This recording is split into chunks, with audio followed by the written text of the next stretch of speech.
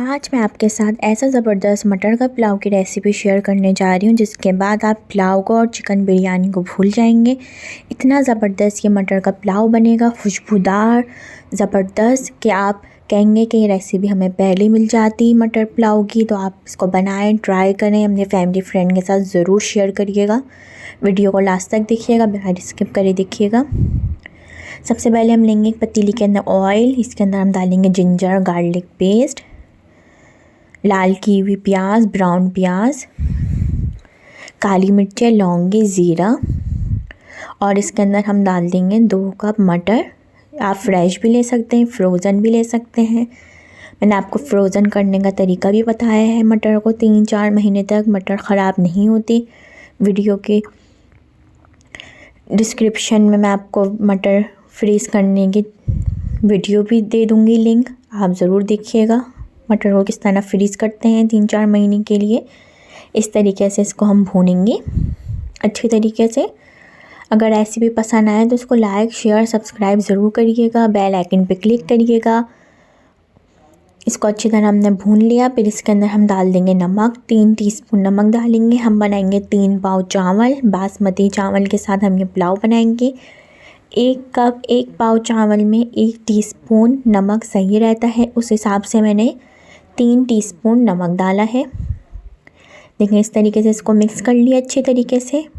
बस ज़्यादा पकाएंगे इसको ताकि ये भून जाए। फिर इसके अंदर हम डालेंगे 3 से 3.5 कप पानी। ज़्यादा पानी डालेंगे ताकि इसके अंदर ही मटर पक जाए, गल जाए, और ये मटर का ताकि स्टॉक भी हमारे पास तैयार हो जाएगा, क्योंकि हम बना रहे हैं मटर पुलाव। 3 से 4 कप हम इसके अंदर पानी डालेंगे और इसको कवर कर देंगे। इतनी देर कवर कर देंगे कि मटर अच्छी तरीके से पक जाए। और अभी देखें इसका कलर भी कैसा ब्लैक ब्लैक हो गया है। ज़ीरे का, काली मिर्चें, लौंगी, सब जो हमने डाला है इसका भी स्टॉक निकल आया है। और पानी भी ज़्यादा है क्योंकि इसी स्टॉक के अंदर ही हम बनाएंगे चावल के साथ हम बहुत ज़्यादा पानी नहीं डालेंगे। अगर ज़रूरत लगेगी तो चावल का पानी डालेंगे। 3 कप बासमती चावल लिए, उसको आधे पौने घंटे के लिए हमने भिगो दिया है।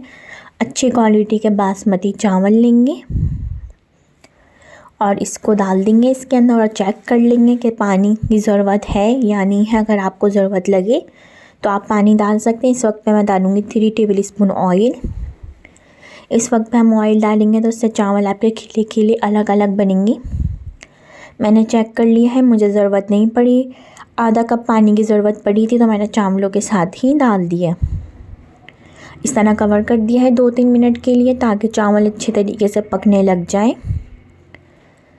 देखिए इसके अंदर बॉयल आ रहा है। अब इसको मिक्स कर लेंगे ताकि चावल पकते भी रहें, क्योंकि हम ये बना रहे हैं मटर पुलाव। मटर अच्छी तरीके से पक्की, मटर का स्टॉक निकला। अब मैं इसको दोबारा कवर कर दूँगी ताकि अच्छी तरीके से चावल फूल जाएँ, पकने लग जाएँ। 2-3 मिनट के बाद खोलेंगे इसी तरीके से। ये चावल 5 मिनट के अंदर पकना शुरू हो जाते हैं। इसका पानी देखें, बहुत ज़्यादा पानी है इसके अंदर। इस वक्त पे अभी हम इसको दम पे नहीं रखेंगे। अभी इसका हम पानी थोड़ा ड्राई होने देंगे, उसके बाद इसको हम दम पे रखेंगे। मैं दोबारा कवर कर रही हूँ ताकि ये अच्छी तरीके से पक जाए। अब देखें, अब ये चावल पक रहे हैं। इसके अंदर बिल्कुल थोड़ा सा पानी है। अब मैं इसको कवर कर दूँगी और इसको दम पे रख दूँगी। पहले रखूँगी 2-3 मिनट के लिए हाई फ्लेम पे ताकि इसमें से स्टीम निकल जाए, और फिर 10 मिनट के लिए रख दूँगी लो फ्लेम पे दम पे। ये तैयार है। अभी मैं आपको दिखाती हूँ। देखें ये 10-15 मिनट में बिल्कुल बहुत ज़बरदस्त से चावलों पे दम आ गया है। इसको आप अचार के साथ, सैलेड के साथ सर्व करें, रायते के साथ। ज़बरदस्त सा मटर पुलाव की रेसिपी तैयार है। ट्राई ज़रूर करिएगा और बताइएगा कि आपको कैसी लगी मटर पुलाव की रेसिपी। इसको अब हम सर्व करेंगे। देखिए ज़बरदस्त खिला खिला चावल है।